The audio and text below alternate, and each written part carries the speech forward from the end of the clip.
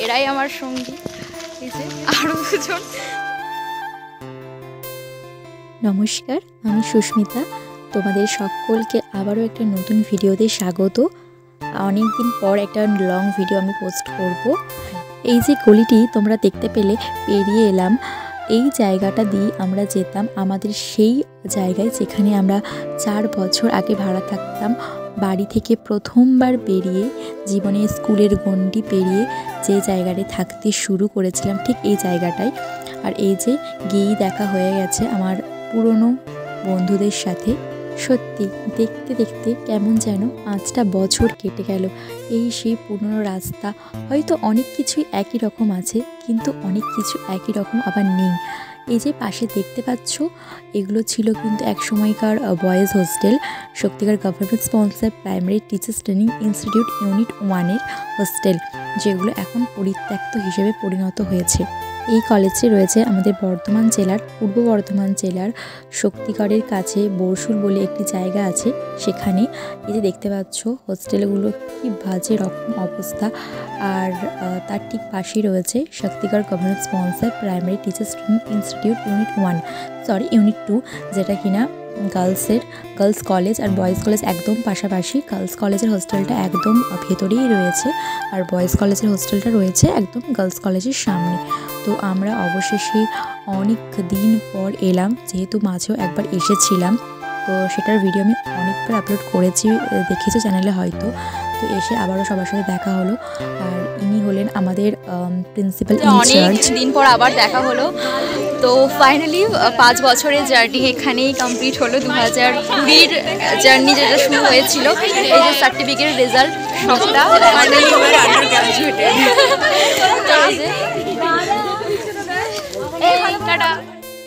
এই কলেজের প্রত্যেকটি কোনায় কোনায় জড়িয়ে রয়েছে অসংখ্য ভালো লাগার সেই মুহূর্তগুলো, আমাদের সময়গুলো।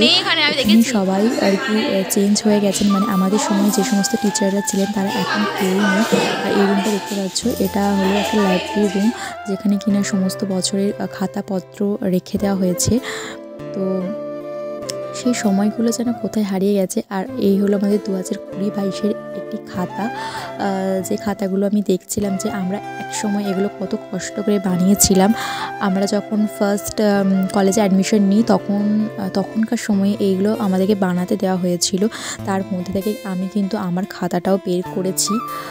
দেখতে পাচ্ছ কত স্মৃতি জড়িয়ে রয়েছে প্রত্যেকটি পাতায় পাতায়। সেই 2020 সাল যখন অ্যাডমিশন নিয়েছিলাম, তখন তো করোনার টাইম একদম পুরোপুরি, তখন কিন্তু বাড়িতে এগুলো বানিয়েছিলাম। 5টা বছর পর সেই খাতাটা আমি হাতে পেলাম, একটা আলাদা রকমেরই কিন্তু নস্টালজিক ফিল হচ্ছিল। আর এই যে আমার 4টে রুমমেটের খাতা, যাদের সাথে আমি থাকতাম। তো তারপর আমরা গেলাম আমাদের পুরনো ক্লাসরুমটিকে আরও একবার দেখার জন্য। আর এই ছিল দোতলা। আর দেখতে পাচ্ছ এই যে ব্যালকনি, যেখানে কিনা আমরা ফ্রি টাইমগুলো দাঁড়িয়ে থাকতাম। আর এই ছিল সেই ক্লাসরুম যেখানে আমরা ক্লাস করতাম। ক্লাসে অনেক কিছু চেঞ্জ হয়ে গেছে, কলেজটা পুরোপুরি চেঞ্জ।